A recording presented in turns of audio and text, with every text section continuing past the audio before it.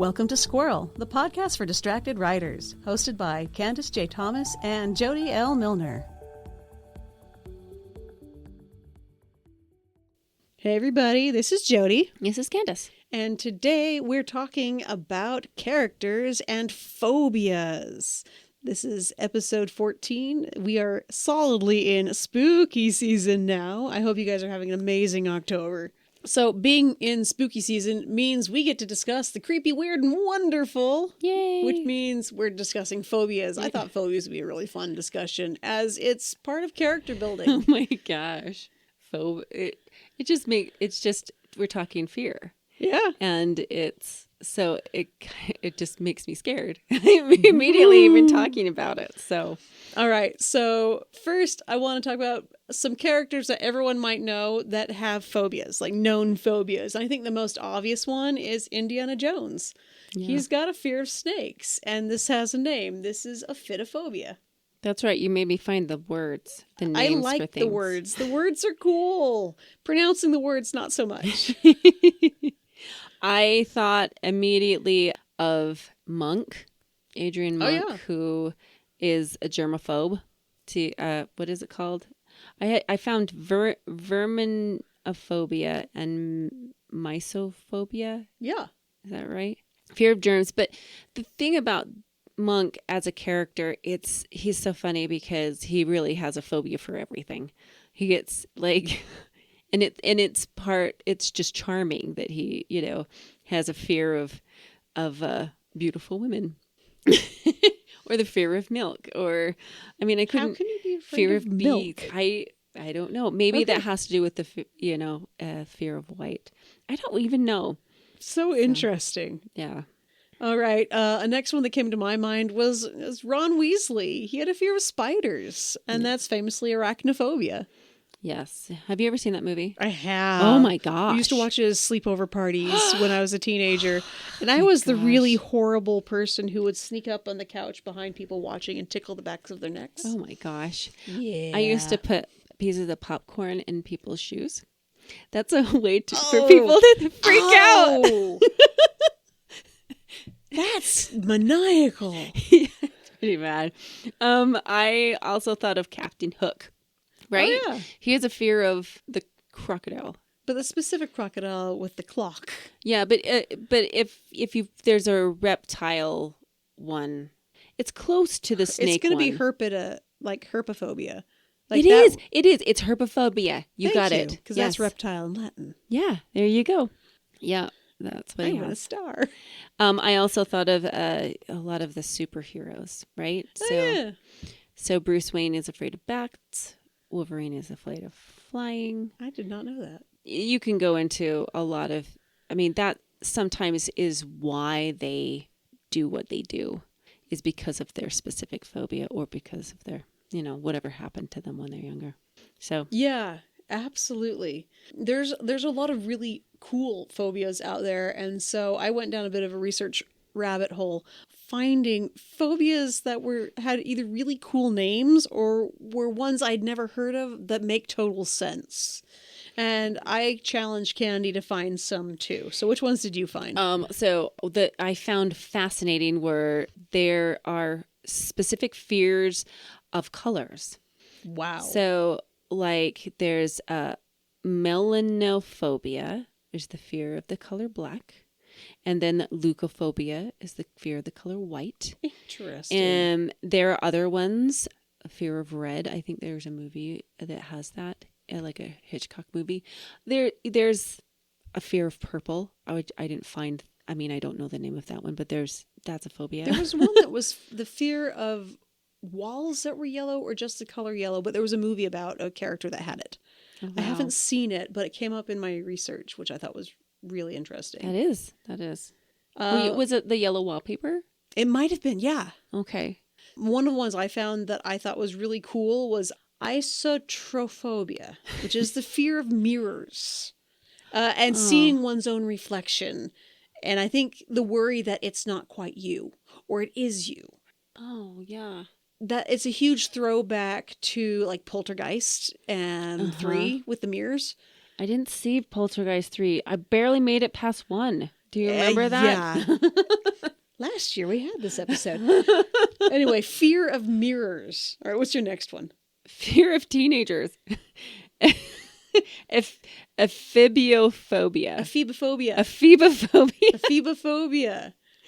Yeah, the fear of teenagers. Okay, this is one that there's an entire Reddit for, a subreddit for, and it's thalassophobia. And this is the fear of oceans or deep open water. Mm-hmm. And there are pictures that invoke this feeling of all-encompassing dread from being in deep water. Yeah. It's really cool. I have my oldest, we just were in the ocean, and that is exactly what happened. Is they have a serious fear of the ocean and of water and of being pulled under by waves and stuff. That's awesome. I just like the fear of is it necrophobia? Nicrophobia. Nyctophobia. Fear of the dark. I just thought that was, to me, it's a fascination, because I think a lot of us learn to, I don't know, trust or lose trust when we're in the dark. I don't really know. I think your life experience will dictate how it works for you. Well, yeah, I guess I am making a generalization, but there is something that we all have to go through when it comes to experiencing the dark and trusting it, right? Absolutely. This one cracks me up so bad. And I was actually researching this while my kiddo was in the orthodontic chair.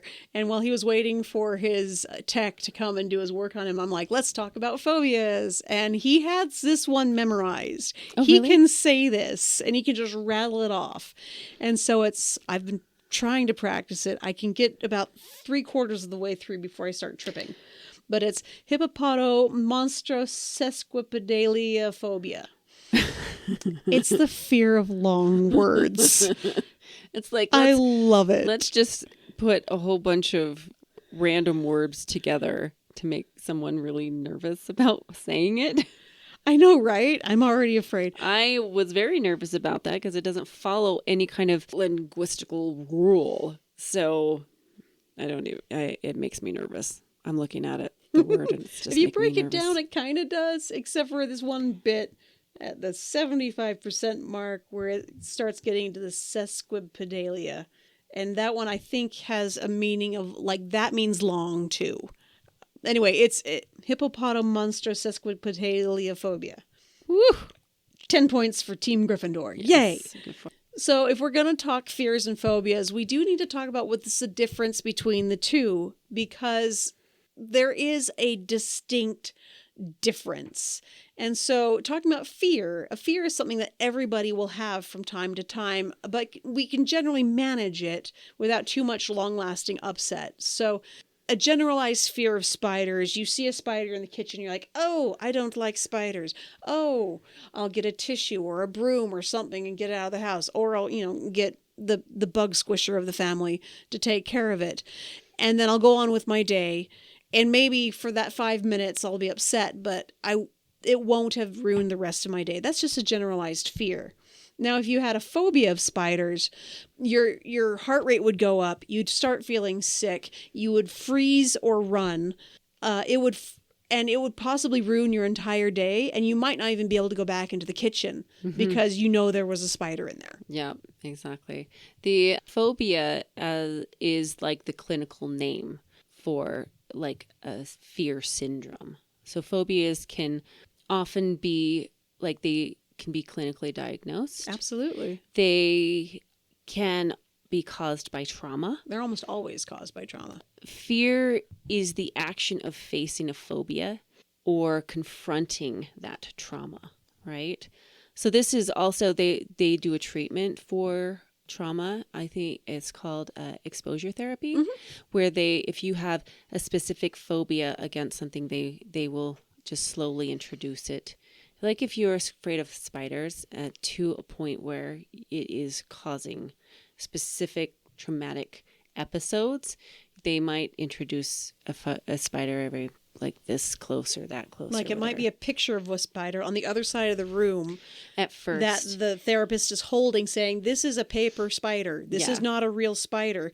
See if you can calm down. Yeah. See if you can be okay with me holding the picture of a picture of a spider.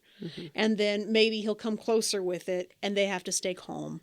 And then the real thing is eventually they hold a tarantula. Yeah.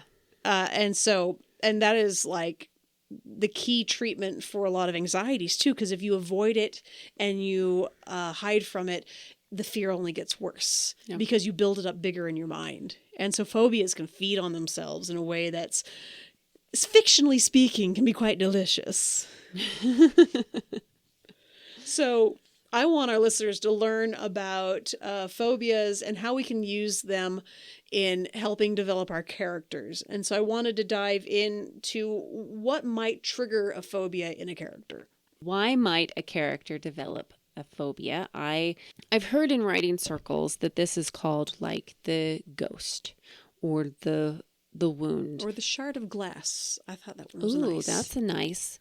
It's just the event that keeps haunting the character that helped like develop or trigger specific emotions to make them do certain things or avoid certain things.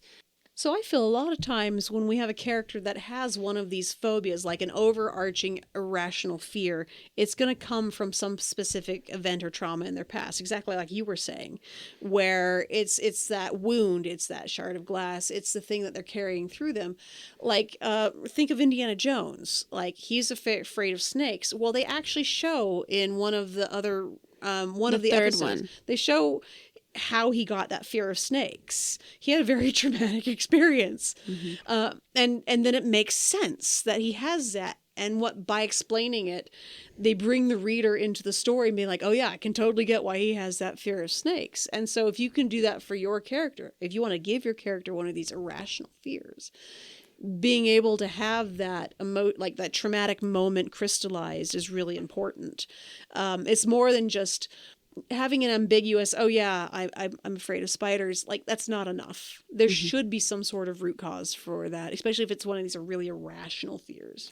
And as you mentioned, I was thinking sometimes that needs to be the motivation of your entire story, but it doesn't always need to be. No, it can just like, be frosty. it's just, that is just a personality point to his characters that he has this fear of snakes. Like with Monk. So yeah, exactly. It's just it's one of those problems that comes up that you might need to face or might just write into the story. I don't even know. So, but it doesn't necessarily need to be the driving force of the plot or the arc. No, but it can be. It could be internal. Like, you always have your external problems and your internal problems. Maybe being able to get over elements of that fear is going to be helpful for them to be able to overcome the other big problem in the story. Or not. It might just be frosting for your character and make them more well-rounded. They're both wins in my book. Gotcha. So showing a character is scared can be difficult. Because a lot of people will go back to like, oh, what does it look like when someone's scared? Oh, well, they tighten up and their hands kind of come near their face and maybe they shake a little bit. Maybe their face goes all funny. But the visual aspect is not nearly as strong as the internal aspect. If you're writing a character in fear, you need to really drill down into that internal narrative of what the fear is doing in their mind. It's not just, oh, there's a spider. If you're going to write a really bad spider encounter, and I mean poorly written spider encounter, of a character who's afraid of spiders, or like, they look over and they see the skinny little legs sticking out from the side of the fridge, and they jerk their hand away immediately, and you either could do one of two things, and they'd be like, and they started shaking because they were scared. Weak. You can do better. Instead, it could be, oh my gosh, is that a black widow? Oh my gosh, has it already bitten me? Am I going to die? Like, having that internal thought spiral of doom, or even freezing up entirely and not being able to move. Like, having all of that things like, what are they thinking about? What are they thinking the scary thing's going to do to them? Does it make them want to run? Do they feel sick? Are they hyper-focusing on just that one thing and not noticing anything else going on? And so showing characters in fear often is more powerful if you lean into the internal more than the external. Absolutely. Yeah, totally. I've got very, very animated, everyone. animated there. Very talky hands. Very passionate. Very much. Words and actions. How can we use fears and phobias to reveal more about our characters? Well, this can give a character motivation and depth, and there could be a great peril or something that they might need to overcome for this fear in order to respond, right? Have you ever seen Lambert the Sheepish Lion? I have heard a lot about it. How have you heard a lot about it? I don't remember Disney. seeing it. I just remember hearing people, Lambert. Yeah, that's all I remember. It doesn't matter. So poor Lambert is a lion and he's raised by sheep, right? So he doesn't know how to be a lion. That's fine. But he's traumatized as a child for being different. And that just being different can be one of those traumatic fears, right? For more social anxiety type of fears, which is a completely different episode. But he has to overcome this fear to save his mama when his mama's about to be eaten by a wolf, right? So this moment of heroism that can really define a character in them facing that fear and doing something a bit heroic in order to, move past it. And it makes them all the better of a character. Like, if a normal character fought a wolf, then it'd be like, that's cool, because wolves are tough. If a character that was specifically afraid of everything all of a sudden had to be brave, then it's like, oh, that's, it's better. It's even bigger and better. And Lambert, he headbutted. Because he only knows how to butt. Yay! Because he grew Please go watch that on Disney Plus. with lammies. So cute. Okay. So, how can we use irrational fears to increase tension in the story? So, I think irrational fears enter into that space of making a reader afraid of something they've never considered scary before. So, I think that's cool. I think putting the reader in a space where they experience something through new eyes is powerful. And all of these irrational fears should have some sort of backstory. And so if we have introduced a new fear for the reader to experience, and then we're slowly planting the evidence that fear is going to come into play in a very big way, the tension has to increase. Okay, so with Ron Weasley, we have got the fear of spiders again.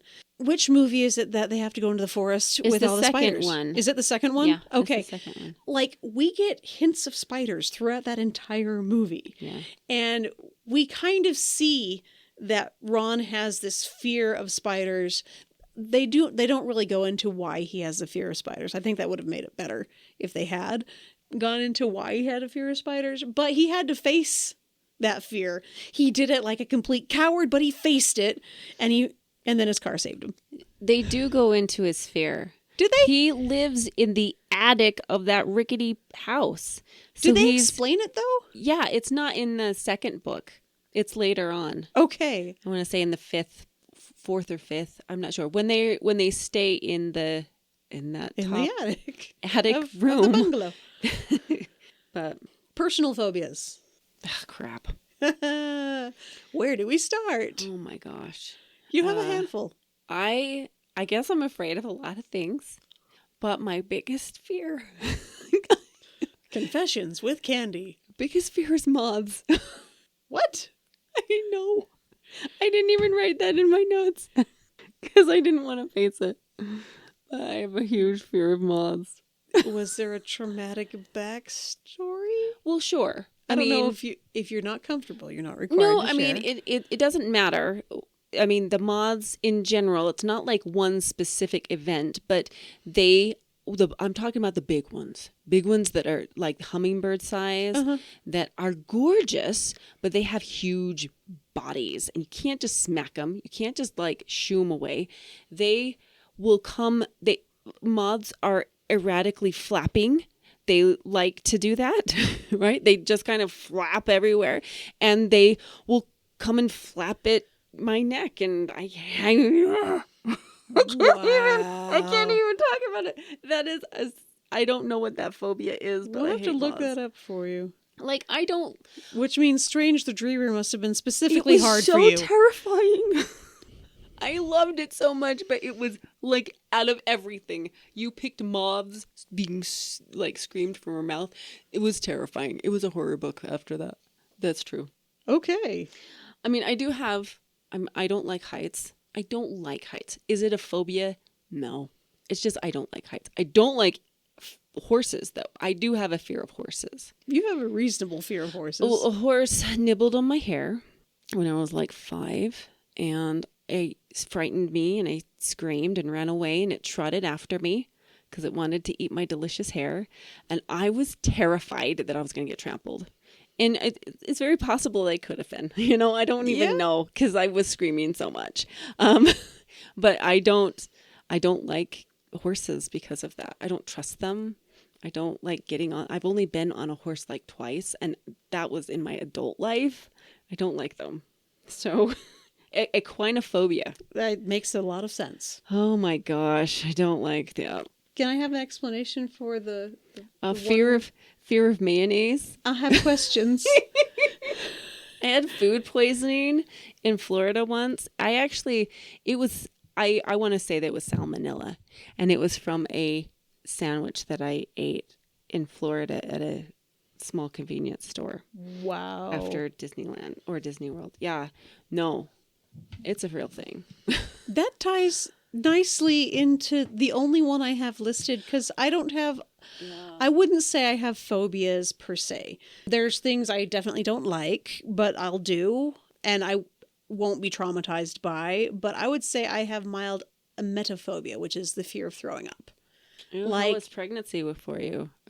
You know, with my first, I was so terrified that I was going to throw up that I always carried a sleeve of saltines with me everywhere I went and was just nibbling on them constantly for fear that I was going to be one of those women that threw up all the time. And I did not get that kind of morning sickness. I didn't figure that out until I was with 3. I'm just like, huh. I guess I don't need to worry about it. I guess not. I mean, every pregnancy is different, but I mean, I got food aversions, like, by the 3rd pregnancy, I had some really gnarly food aversions, but I never had the throwing up, you know. You know what's funny? Because I've got food poisoning from that sandwich, but it didn't hit me until 24 hours later. That's why I think specifically it was the salmonella poisoning. Mm. And it was right when we were about to leave for the airport. Oh no. So they weren't going to let me on the flight. I had to pretend I was pregnant in order for them to put me on a flight. And I was by myself, so my mother had to get a flight with me. And I remember just laying on the Denver airport floor, which is nasty. Yeah. And just wanting to die because I've never been so sick my whole life. So yeah, and food poisoning is no joke. No, it was gross. It was awful. So. I got very familiar with the Denver potties. Say I couldn't eat Costco hot dogs for about 4 years. I believe, because of an incident like that. Yeah. Drank tap water in Mexico. That didn't go well.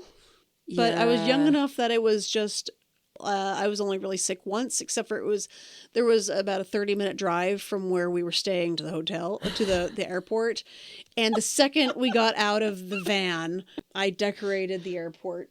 There was like a grassy kind of fenced off thing that I might have.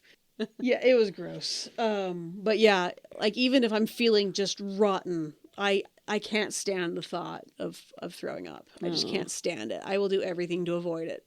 I will hold up the isopropyl alcohol packets. I will. Wow, that's. I'm really impressed. I don't really care. I hate it.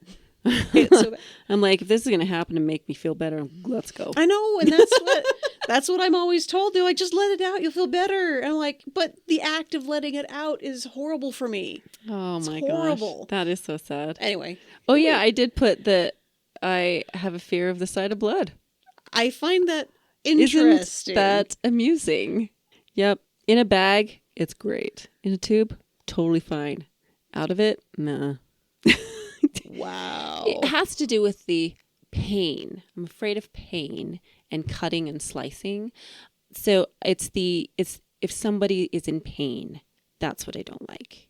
Okay. So that's why the sight of blood kind of makes me feel weird. But I'm around a ton of blood every day. So it's not necessarily a sight of blood, but it is The act people of bleeding. the act of people bleeding. Yeah. That makes more sense. Yeah. All right. Well, finishing thoughts. Fears and phobias are a great way of making a character feel more realistic and personable, because everybody has a collection of weird fears and phobias. You have one, Everybody. and I have like 7, 8. I have plenty of mild fears too. I'm just not listing them. You're not brave enough to list them. That's the deal. Ouch. You have a phobia of sharing. You're right. I don't like oversharing. To some extent. So it makes sense for your characters to have fears, and the extent in which you dive into discussing these fears will have a lot to do with your genre and your genre expectations. Like if you're writing a horror, dig in. Yeah. If true. you're having horror elements in a thriller or an adventure, have a blast. If you're Right. writing a sweet rom-com, it could be quirky, but it shouldn't be the center of your story. True. But it would be really cute and But funny. it's fun. Yeah. You know, we love a good character flaw, and a phobia and a fear can be considered a character quirk or flaw because it is kind of a weakness. Yeah. And so exploit the weaknesses. Well, it just makes your character a lot more human. Absolutely and, does. Relatable. And you want relatable characters that people love. Absolutely. Yeah. There you go. All right, listener assignment for this week. I want you to find 3 different interesting or amusing phobias and share them with us. Yes. Definitely find our posts on Facebook and share your phobias that you found. All right, what is our next episode? Oh my goodness. We are on the 5s. It's Books on the 5s, and we are going to talk about murder mysteries. Woo! Yay! So yeah, we're going to pull out all of our mystery reads and talk about them. So there you go. Super fun. A huge thank you for listening. If you liked anything we said today, if you learned anything new, remember we have a Patreon or a Buy Us a Book, otherwise known as Buy Us a Coffee. Find those links down in the description. And as always, don't forget to like and subscribe. And goodbye. Thank you for listening to the Squirrel Podcast for the Distracted Writer with Candace J. Thomas and Jody L. Milner. Please like and subscribe to our podcast for updates and new episodes, and find more information at our website, squirrelpodcast.com. Stay distracted, everyone.